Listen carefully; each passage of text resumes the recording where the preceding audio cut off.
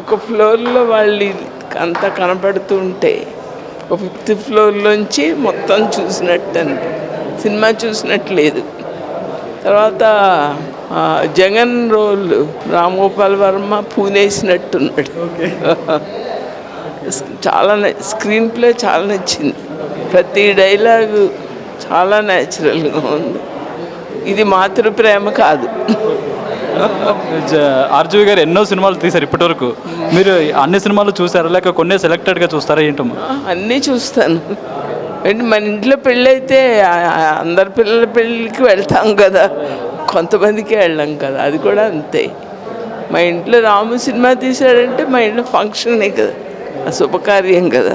కానీ రామ్ గోపాల్ వర్మ గారు తీసే ప్రతి సినిమా వివాదాస్పదంగా మారుతుంటుంది అమ్మా, దాని మీద మీరు ఏమంటారు? తను ఒక సైంటిస్ట్లా తీసుకుంటూ వెళ్ళిపోతాడు. అది సినిమా మళ్ళీ ఆగి చూడ్డు. సైంటిస్టులు అక్కడ ఆగిపోరు కదమ్మా, వెళ్ళిపోతూనే ఉంటారు కదా. ఒక యోగిలాగా కూడా అనిపిస్తాడు. అంటే ఇలాంటి పొలిటికల్ సినిమాలు తీసేటప్పుడు అవతల వైపు పార్టీల వాళ్ళ నుంచి కొన్ని బెదిరింపులు రావడం ఇలా వస్తుంటాయి కదా, వాటి ఎందుకు జాగ్రత్తగా ఉండొచ్చు కదని మీరు చెప్తారా? నేను తన ధైర్యమే తనను కాపాడుతుంది అని నాకు నమ్మకం. ధైర్యం ఇప్పుడు అబద్ధం చెప్పిన మనిషి ఎన్నిసార్లు చెప్పినా అదే మాట చెప్తాడు కదా. ధైర్యం, తన ఓర్పు, తన నిజాయితీ, వాటి మీదే నాకు నమ్మకం. అంటే ఆర్జీవి గారు ఇప్పటివరకు తీసిన సినిమాలో మీకు ఏ సినిమా ఎక్కువ నచ్చింది? 26/11. అంటే ఇంకోటి ఏంటంటే ఆర్జీవి గారు ఇవన్నీ నాకు ఇష్టమే. ఇప్పుడు ఒరిజినల్ ప్రజెంట్ జరుగుతున్న సినిమాలు, ఇప్పుడు లక్ష్మీ ఎన్టీఆర్, రక్త చరిత్ర, అవన్నీ నాకు చాలా ఇష్టం. ఇప్పుడు జరుగుతున్నవే కదమ్మా, వాళ్ళు ఉన్నారు కదా.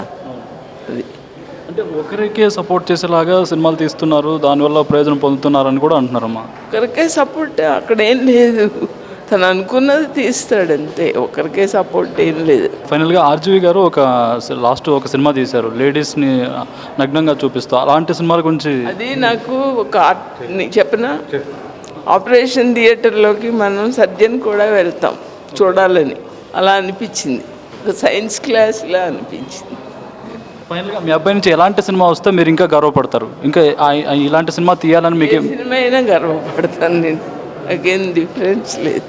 ఓకే అమ్మా, థ్యాంక్ యూ. అలాగే.